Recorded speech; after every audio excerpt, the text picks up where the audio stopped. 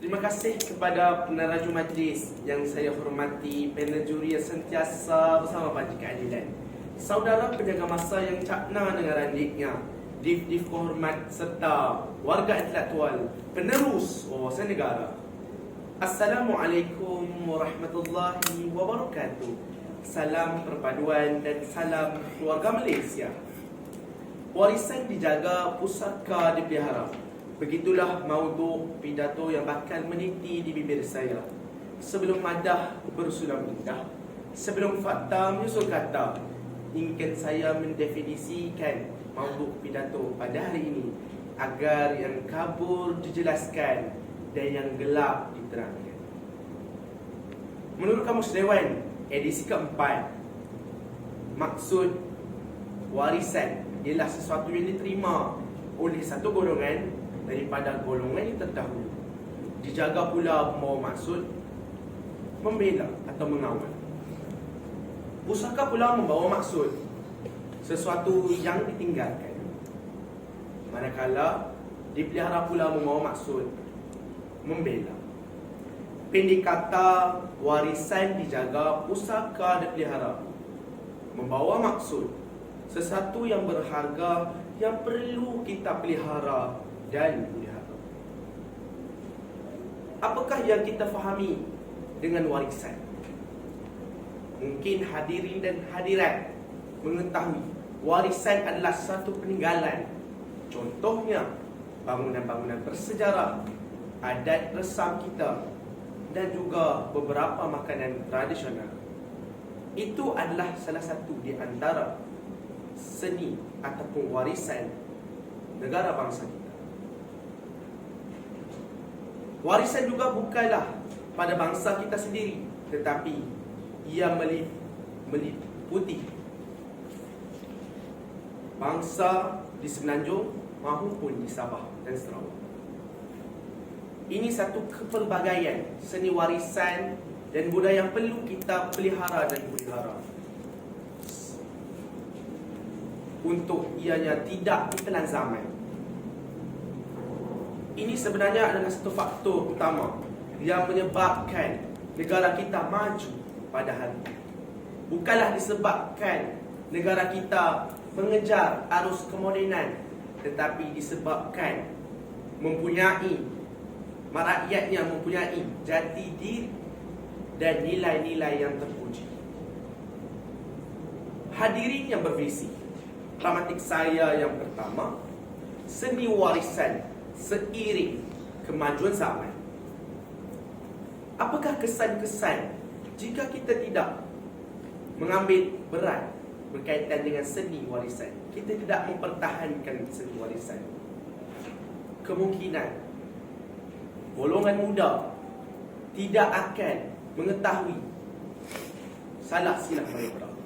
Contohnya, mereka mungkin mengetahui bangsa mereka, tetapi mereka tidak mengenali di manakah asal usul, di manakah tempat tumpahnya darah mereka. Dan mereka tidak mengetahui bagaimanakah adat dan budaya mereka. Sebagai contoh, di Melaka mempunyai seorang yang berketurunan Bugis telah membuka suatu muzium yang untuk keturunan ataupun etnik Bugis. Ini adalah satu perkara yang bagus untuk bangsa mengetahui bagaimanakah susul galur Bugis itu sendiri, ataupun bagaimanakah adat dan budaya yang mereka ada. Apakah kegemilangan yang mereka ada? Justru kita perlu bersama-sama untuk berganding bahu, bukan sahaja daripada pihak tertentu, tetapi semua pihak, termasuklah masyarakat, ibu bapa dan juga golongan muda sendiri, untuk mendekati dengan seni warisan kita. Usaha ini tidak akan berjaya jika semua pihak tidak berganding bahu. Bab kata pusaka, nak seni budaya, tak nak seni budaya. Hadirin yang bervisi, pragmatik kedua, iaitu seni warisan meningkatkan kualitas insan. Apakah kelebihan-kelebihan jika kita mempertahankan seni warisan? Kelebihannya, seni warisan dapat meningkatkan nilai seseorang manusia, lebih-lebih lagi pada nilai bangsa itu sendiri. Peningkatan atau kelebihan yang terdapat dalam insani itu adalah pada budaya. Kita lihat golongan muda sekarang, mereka tidak suka atau tidak gemar untuk mengetahui bagaimanakah seni warisan kita. Mereka fikirkan itu semua kolot dan juga tidak bermanfaat untuk mereka. Mereka lebih suka ke arah budaya barat yang ternyata ianya biadab. Sedar atau tidak, seni budaya dan warisan kita mempunyai lakaran kemurnian sesuatu bangsa itu. Ianya amat berharga dan perlu disuburkan dalam golongan-golongan muda. Seperti contoh yang saya ingin bawakan kepada hadirin dan hadirat, potret Mona Lisa yang pada dulu kalanya hanya berharga beberapa pound, kini telah berharga lebih jutaan ribu pound. Ini terbukti bahawa seni warisan dan budaya ini amatlah berharga. Mungkin kita tidak sedar pada hari ini, tetapi akan datang ia memberi faktor dan juga menyumbang kepada generasi ketamadunan dan peradaban yang besar. Ini jelaslah bahawa seni warisan meningkatkan kualitas insan. Pragmatik saya yang ketiga, hadirin yang dikasihi, seni warisan dan budaya harus dilindungi. Apakah langkah-langkah yang perlu kita ambil untuk memastikan seni warisan dan budaya kita terus dibela dan kekal sehingga zaman bersama? Yang pertama, kerajaan perlulah meningkatkan pengiktirafan dunia, contohnya UNESCO, kepada banda-banda warisan, bangunan dan adat istiadat yang ada.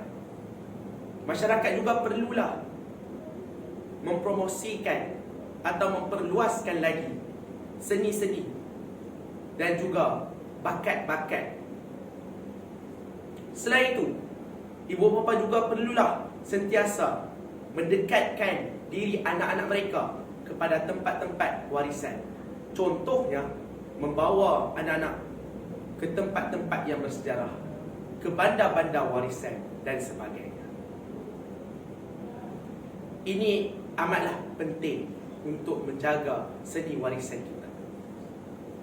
Sebelum saya menoktahkan pidato saya pada hari ini, kita perlu sedar bahawasanya seni pada hari ini semakin pudar.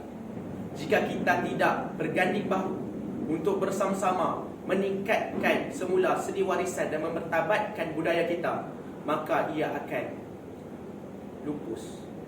Bab kata pepatah, biar mati anak, jangan mati adat. Akhir kalam. Assalamualaikum warahmatullahi wabarakatuh.